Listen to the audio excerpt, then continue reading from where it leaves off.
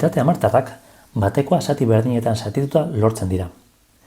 Zatiki moduan edo zenbaki hamartar moduan adieraz daitezke. Hobetu ulertzeko adibide praktiko bat jarriko dugu. Demagun, lauki hau 10 zati berdinetan mozten dugula, eta zati txiki horietako bat margosten dugula. Margotutako zatia zatiki moduan adieraztea oso erraza da.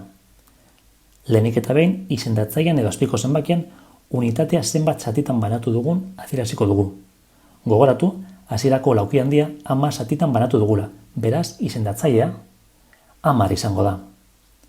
Eta zenbakitzailea edo goiko zenbakian hartu edo margotu dugun zati kopurua adieraziko dugu.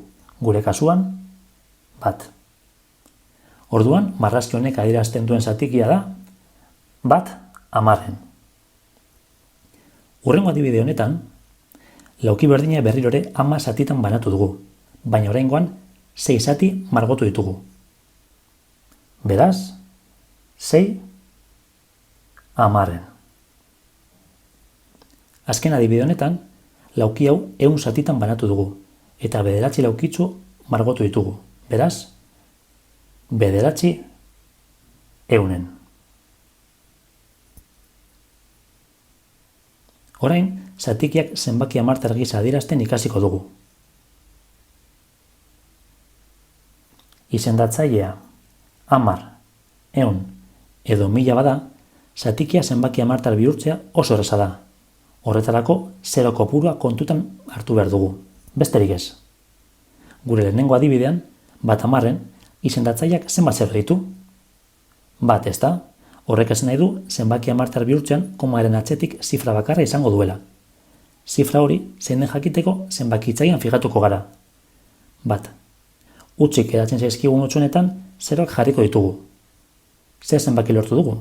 0,1. Beraz, 1 10 da berdin 0,1. Beste adibideat jarriko dugu. 9 100. Fijatu zaitezte, izendatzailean 2 0 daude. Beraz, komaren atzetik 2 zifra.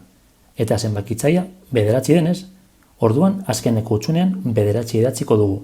Eta gainontzeko hutsunetan 0 jarriko ditugu. Eta badaukagu.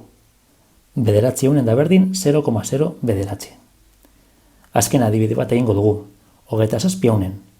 Izendatzailean 2 0, beraz, komaren atzetik 2 zifra.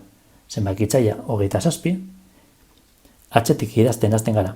Eta libre daukagun lekua 0 batekin bete eta badaukagu 27 100 da berdin 0,27. Erreza, ezta? Ba orain, zuen txanda da. Animo!